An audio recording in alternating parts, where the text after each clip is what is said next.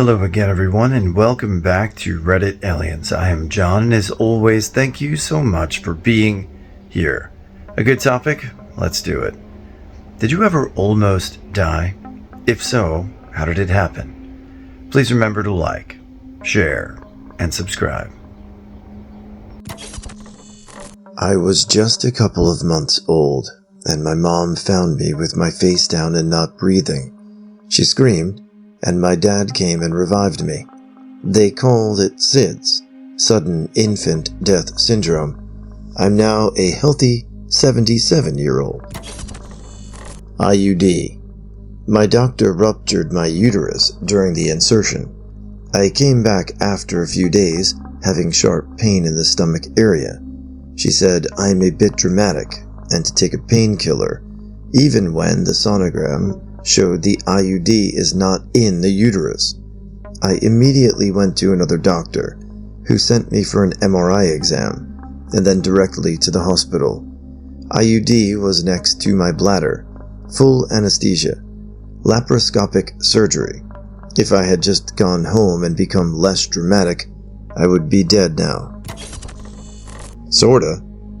I have a fear of doctors, so I avoided them when I really shouldn't have. My husband and I went to have a seafood at the beach for Valentine's Day, about 2 hours from home. Driving home, I'm in horrendous pain. A pain I've never felt before hit me about an hour into the drive.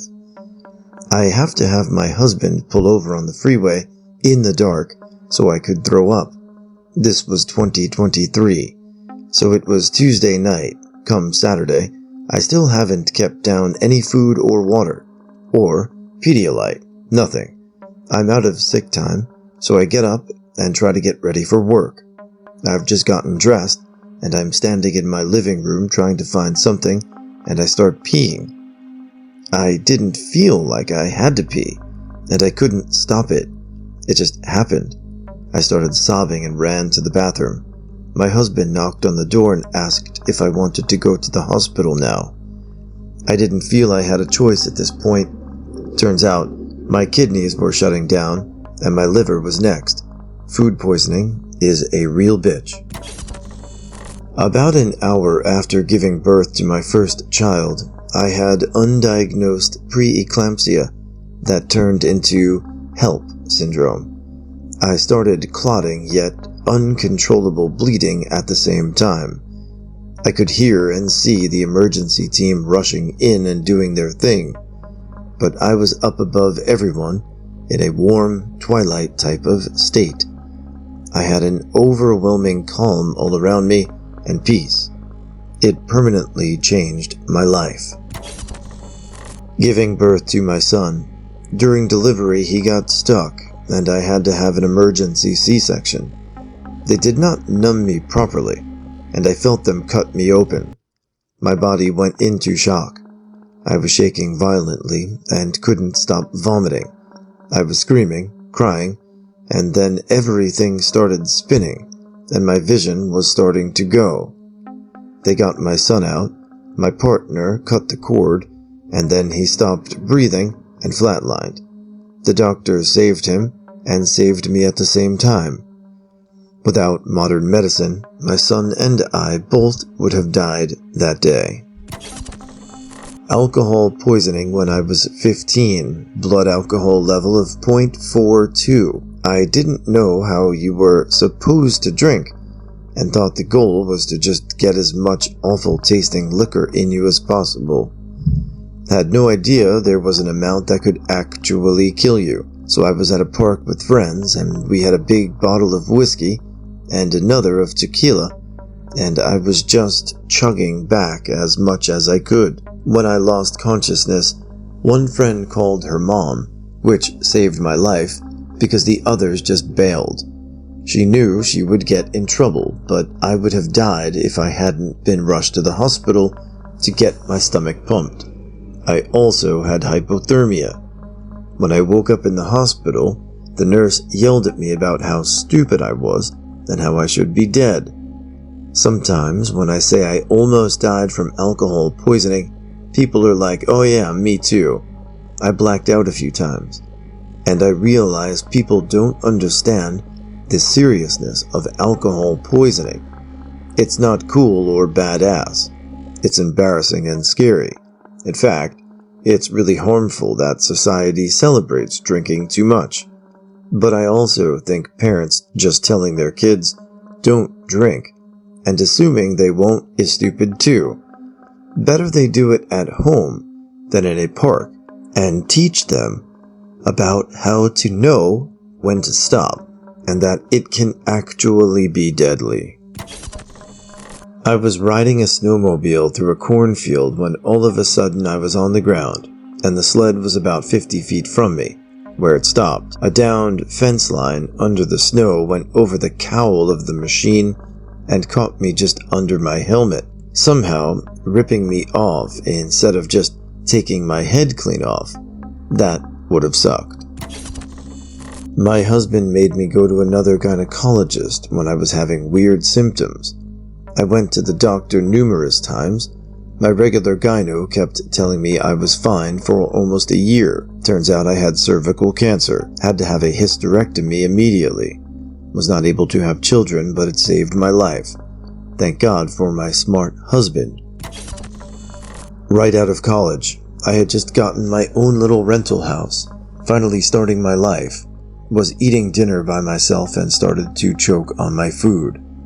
I've never been more terrified. Was living in a little country town. Didn't have any close neighbors. I thought for sure that was how I was going to go out.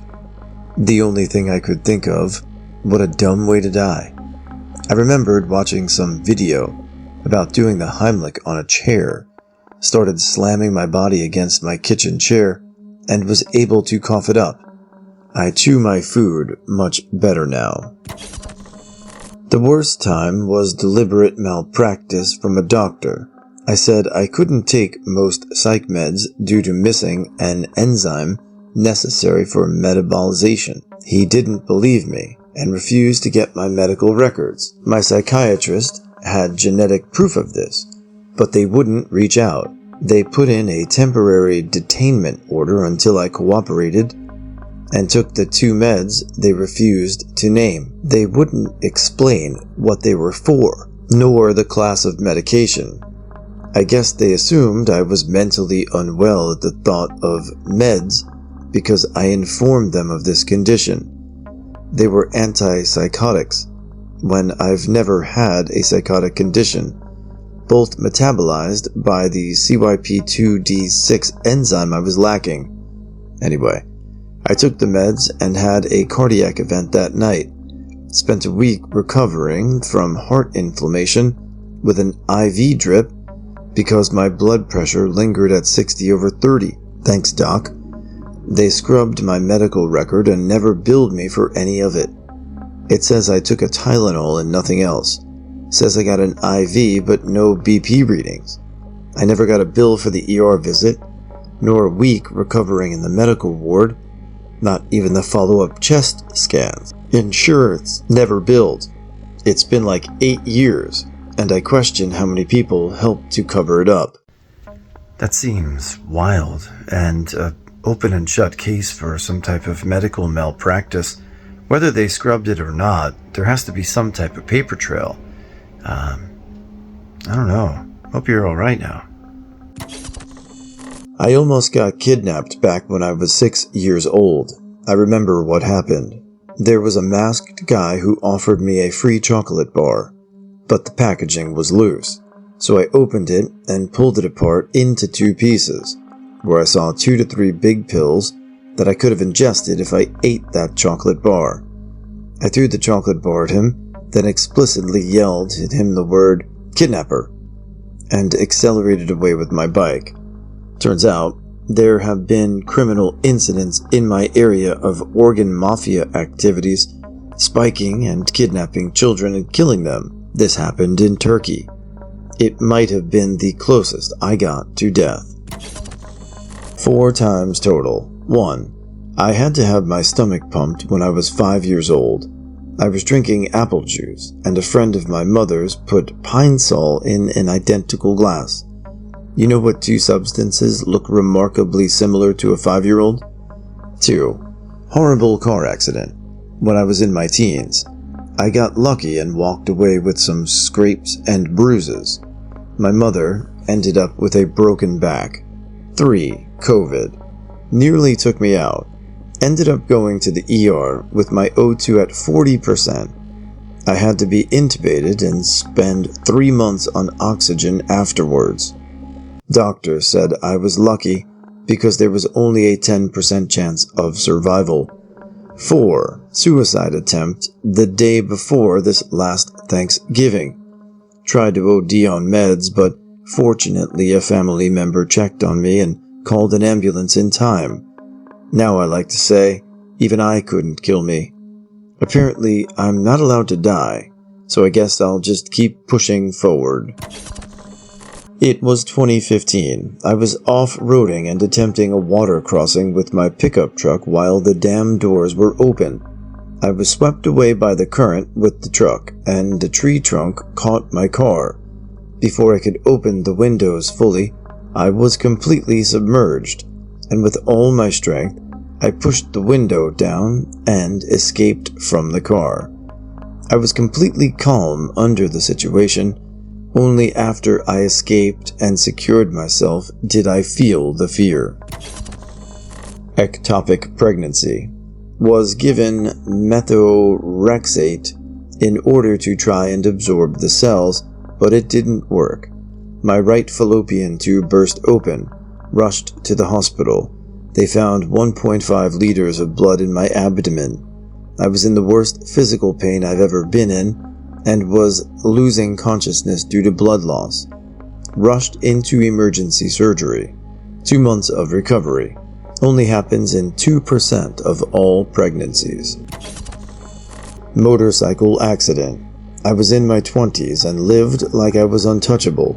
I rode way too fast in the city I lived in and had to swerve to avoid a car that turned and smashed into a big container at about 80 kph. Broke my back in 2 places. Left arm was smashed. Knee ligament was torn. I had a concussion and went into anaphylactic shock. They had to give me oxygen in the ambulance. I couldn't breathe on my own. Surgeon spent 6.5 hours on fixing my body. Spent 2 months in a wheelchair, 3 months in rehabilitation. The dealer where I had bought my bike told me later that he had seen several motorcycle accidents as severe as mine. But in the 30 years that he sold bikes, I had been the first to survive such a severe accident. Mine is so embarrassing. You know that game Horseshoes? Well, the rebar stake from that game, I had a bilateral tension pneumothorax, aka I collapsed both lungs, punctured one lung, and ripped my diaphragm. I guess the odds that I survived that, especially given that I was alone and had to crawl 2 football fields while being unable to breathe, are crazy low. I spent 3 weeks in the hospital, had my thoracic cavity plated. Plate broke, and so they removed a rib and popped one of my lungs again. I was on life support. My mom dreamt, remote viewed, I don't know. She was doing exactly what I was doing, crawling in the pitch black crying for help. And I had a crazy experience that took me from atheist to believer in a creator. Not in a god with a bunch of rules who hates gay people or anything man-made like that. H1N1 swine flu. Was denied medical care because there were no cases in my region. I explained I worked with tourists regularly, so it was likely, but they dismissed my concerns after seeing I was on antidepressants, because some doctors are effing shite. Went home and knew I was dying. I could smell myself dying. Went into organ failure and finally accepted I was done, but miraculously woke up the next day. Took months to recover and lost my hair, nails, and skin everywhere on my body. Couldn't even feed myself because of how painful new skin was. Even the inside of my mouth and vulva peeled. My suspicions were confirmed 6 months later when I saw a dermatologist about my keratin production stopping, and he said he could tell I almost died, and since my previous illness matched every symptom of H1N1, I was extremely lucky to have survived. I was on a frozen lake effing around with my cousins and his friends. We got carried away, and I heard an echo of a crack. I didn't even feel it happening until I was lopsided sliding. Next thing I know, 16 stone of cousin land on my head, bouncing it off the ice. It wasn't even cold. I was angry. They're all there on the shore giggling, and I'm trying to push ice out of the way, using my face and arms as a wedge against the bank, just desperately trying to push up, but my arms aren't working in the mud. Eventually I got out, stripped basically naked, and just ran. I understood what was happening, and needed to move, because I stopped feeling the cold. I've also gotten blackout drunk and overdosed in the bath after slashing my wrist. The only bit I remember is my partner trying to drag me out of the bath and down the stairs, screaming, "It won't stop." I wish I could say it made me appreciate it more, but I've been trying to cross the border since my early teen years.